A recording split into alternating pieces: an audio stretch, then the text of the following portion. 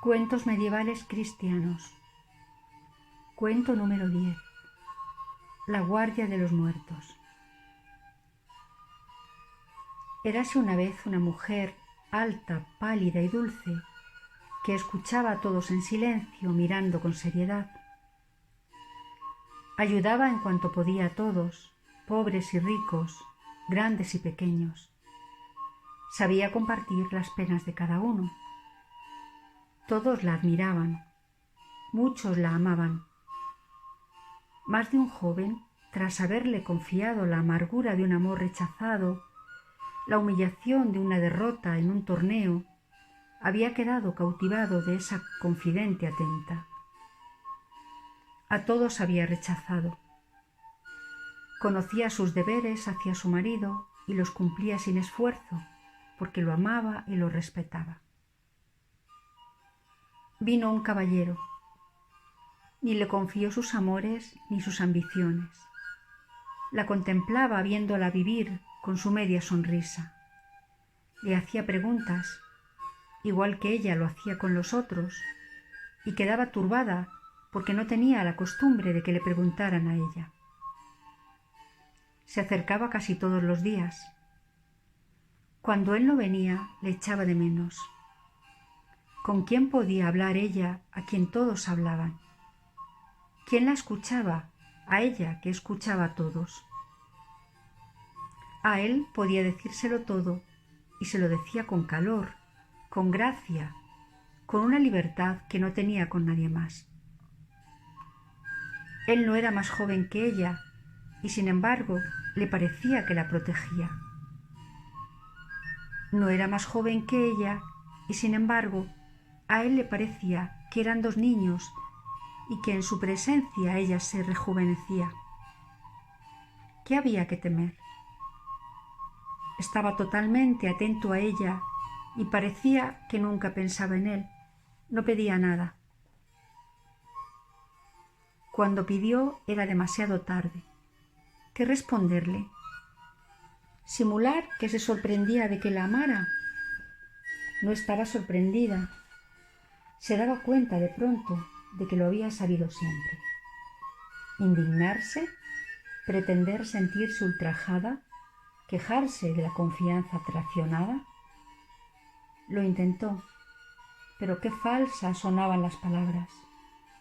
El tono enfático, frío, de virtud afectada, de principios indiscutibles, parecía convencional y casi ridículo después de tantas charlas espontáneas y cordiales. Le pareció que él quedaba más decepcionado por ese artificio que por su negativa. Estaba tan acostumbrada a decir lo que pensaba sin rodeos y con sencillez. No podía emplear otro lenguaje que el de la verdad. ¿Y cuál era la verdad? ¿Qué pensaba en ese momento? Su pensamiento, su único pensamiento, era que no quería perderle. No quería perderle ni perderse en el pecado, pero no quería perderle. No quería verle partir y que no volviera más. Se lo dijo, ¿no se lo decía todo? Y cuando se lo hubo dicho, qué difícil se le hizo seguir resistiendo. Le prometió que pasaría la tarde de aquel día y del día siguiente en un pequeño prado alejado del castillo, rodeado de setos fuertes y espesos, bordeado de baldíos en los que nadie se aventuraba. Y fue, con un libro para entretenerse durante la espera. Era su libro de rezo. Se puso a rezar el oficio de difuntos. Esa lectura le era familiar. Ella escuchaba a los vivos y rezaba por los muertos. No podía hacer nada más, ni por unos ni por otros. Le parecía que era poco, pero ese poco lo hacía. Llegó el caballero por el otro lado, subiendo a pie el curso del río. Caía ya la tarde. Todavía había luz, pero el cielo estaba gris pálido. Los contornos de los árboles un poco borrosos. Subía una niebla del agua, se pegaba a los alisos y a los fresnos. Llegó al rincón del seto que cerraba el prado. ¿Era más tarde de lo que pensaba? ¿Había caído el día tan pronto o la niebla era aquí más espesa que en el resto? Le pareció que el prado estaba invadido por estelas blancas.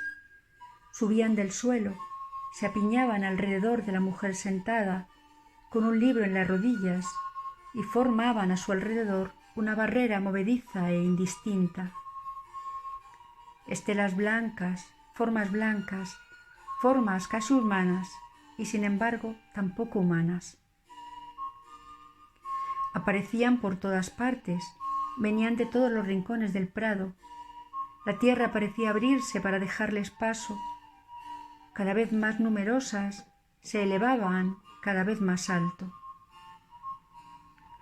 Pronto el caballero las distinguió mejor, pese al crepúsculo, como si la niebla que las formaba fuera luminosa y difundiera su propia claridad. Eran como cuerpos aprisionados por un vestido de niebla que lucharan para separarse, rostros esbozados que moldeaban los pliegues de un sudario, brazos levantados hacia el cielo, acotados por una sábana. La mujer no parecía verlo. Leía con los ojos semicerrados, el rostro inclinado sobre el libro, las mejillas estrechamente encerradas en la toca. ¡Qué perfil tan puro en el crepúsculo! Ella no veía, pues aquellas formas blancas dando vueltas a su alrededor, no sentía la amenaza de aquellos fantasmas. ¿La amenazaban? Parecía como que escucharan su lectura silenciosa. Fantasmas. ¿La estarían amenazando?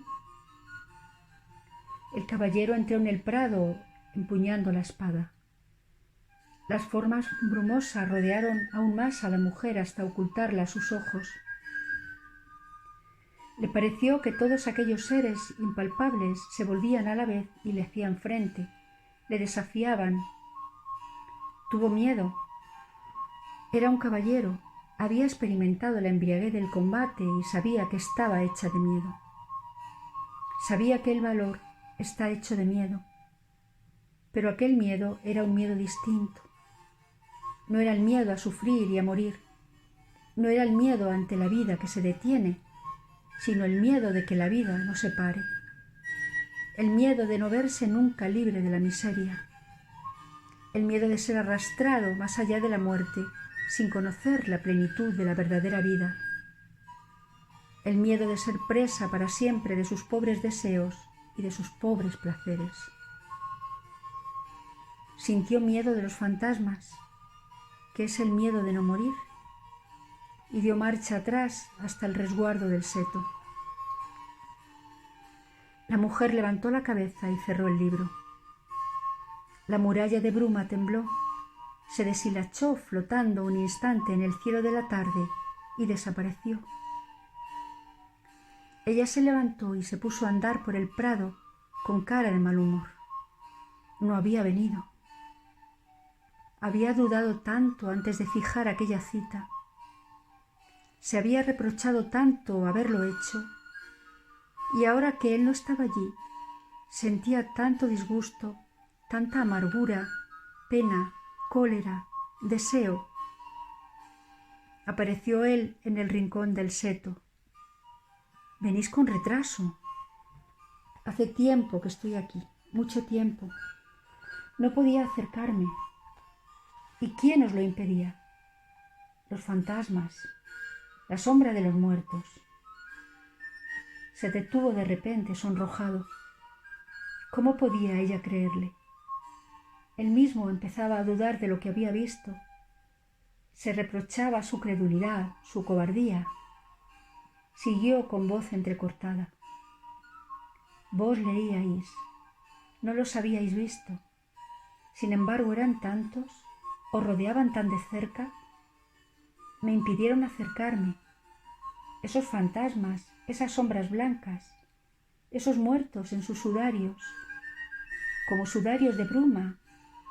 Quizá era la niebla. Ella lo miró.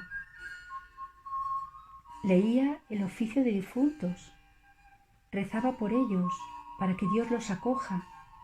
Sé muy bien que me rodean y me protegen. A su vez se interrumpió, como si solo en aquel instante comprendiera lo que acababa de decir. Se sonrojó también. ¿Cómo me han protegido? ¿Cómo me han protegido de vos y de mí misma? Era casi de noche. Los árboles, el seto, no eran ya más que masas sombrías. Del río subía un perfume de agua y de frío. A ras de suelo todavía se arrastraba un poco de niebla. Él le tomó la mano, se la besó y se alejó. Fin de La Guardia de los Muertos, de cuentos cristianos de la Edad Media.